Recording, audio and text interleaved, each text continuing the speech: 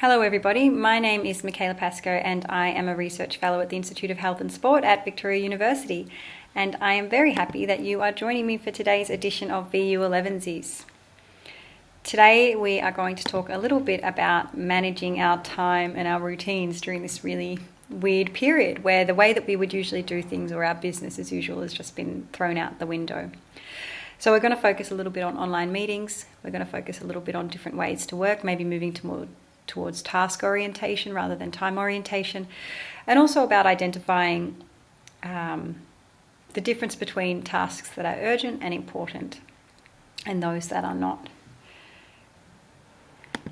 So we've all gone virtual, even if we didn't want to. Our lives have become very screen-based, not just at work, of course, but perhaps if we're doing physical activity or exercise classes or speaking with our friends and our families, entertainment, all sorts of things that become screen-based. So we're having an awful lot of screen time at the moment.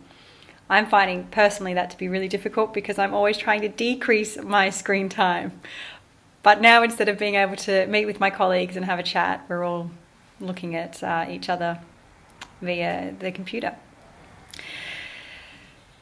So this disrupts our normal way of living a little bit, or our normal way of working a little bit. One of those things might be the sort of general check-ins that you might do with your colleague, maybe meeting in the hall or just as you start a meeting, just a little chat about how things are going, where you're at.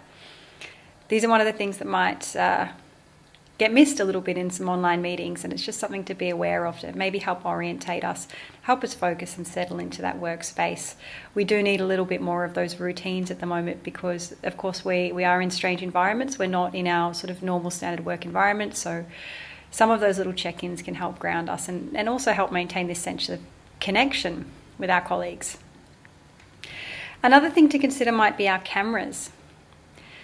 So looking at ourselves can be very distracting when we're having meetings, and also looking at our colleagues via a screen or a camera can also be very strange and disorientating. So we're not usually used to looking at ourselves when we meet with other people and we try to focus on other people or concentrate on a particular task at hand. And that does automatically draw our attention, and it can be quite exhausting and quite tiring to try and refocus our attention all the time. So if you can actually turn off the self-view on your camera, that might be something to consider doing, just in order to help keep us a little bit focused and decrease that cognitive load a little bit. The other thing is the camera with our colleagues. So it might be very good to help you feel connected to your colleagues. So in some situations it might be very appropriate to have the camera on, but in other situations it might also be really taxing, because we do pay attention to these micro movements that people make.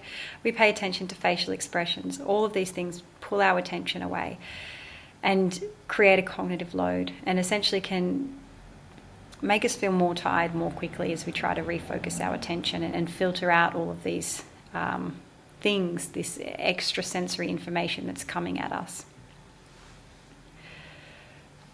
Another thing to consider is transitions between meetings. So taking some time to take a break, for example, maybe getting up, stretching your legs, having a cup of tea, getting away from the screen, taking a bit of time just to resettle, recollect yourself before jumping back into the next meeting. I know that it can be very easy to schedule things back to back and be continually jumping from one online meeting to another. But doing that can take its toll over a period of time. And of course we can think about getting creative with our meetings. So maybe we don't need to be on Zoom all the time. Maybe we can do some things via the phone.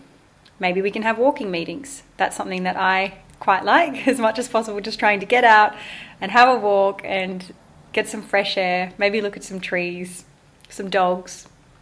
So if you can, maybe consider having a walking meeting in place of sitting at your computer and having a Zoom meeting. You might be able to get some of your daily activity and daily exercise at the same time.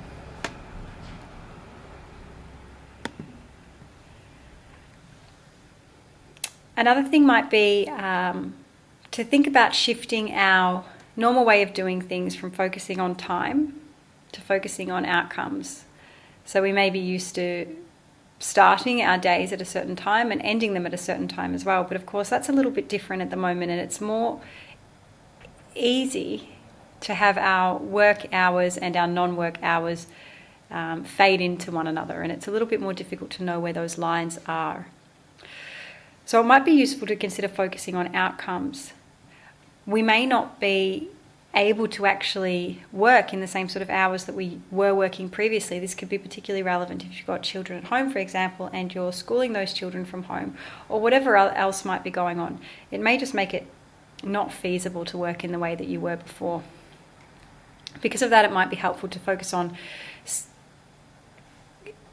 focusing on a particular outcome or task at hand and trying to complete that, rather than thinking that you need to be available for a certain amount of hours every day. Things have changed. It's okay not to be available as you were all the time. We're in a different environment, and it's probably useful to just be a little bit kind to yourself in regards to that. We are, at the moment, should be focusing on getting through and surviving this time rather than thriving through it. Another thing might be to try Pomodoro sprints. So essentially what this means is carving out a chunk of time, a short intensive period. It might be 15 minutes, it could be 50 minutes, whatever works for you, and then having short breaks. So maybe 5 or 10 minute breaks. But during this period of time, to cut out as much as possible all distractions. So we know, for example, that when something pulls our attention, that it requires a lot of energy to bring our attention back to the task at hand. And this disrupted attention can really undermine productivity and make us work far more slowly, and also can result in becoming tired more quickly, just because we require so much more energy to refocus. So it might be worth considering doing things like turning off the notifications on your emails during those intensive work periods. Another thing could be what we can call parking it. So things may come up, they may feel urgent, but we don't necessarily need to run away from what we're doing and attend to them immediately. We could just write them down, note them down, maybe have a list of things, and we could park it for the minute, complete our task, and then come back to them later. So it just means that we're not being dragged from one task to another, and therefore being unable to complete anything. Finally, I just want to have a think about, or have a little bit of a talk about, identifying the difference between things that are urgent and important, and not urgent and not important. So sometimes we can get really distracted by things that are not necessarily important. They may feel important because they're urgent. But it might be worth thinking about tasks and what it is that we need to focus on using some sort of a matrix like this one. So if something is both urgent and important, do it now. If it's not urgent, but it's important, maybe you do it later. If it's not urgent or important, you could think about delegating it, maybe eliminating it, maybe you could automate it. And of course, if it's not urgent and not important, maybe consider if it is something you could eliminate, so that those things don't tend to pull us away from the things that are both urgent and important and that we really do need to attend to. So hopefully we're all managing reasonably well with this strange new work environment and trying to find some alternative ways to stay productive and stay focused. And I hope that today's session might have helped a little bit with some of the things we can do to help keep us focused in that way. I hope to see you for the next edition of the VU Elevenses. Thanks, everybody.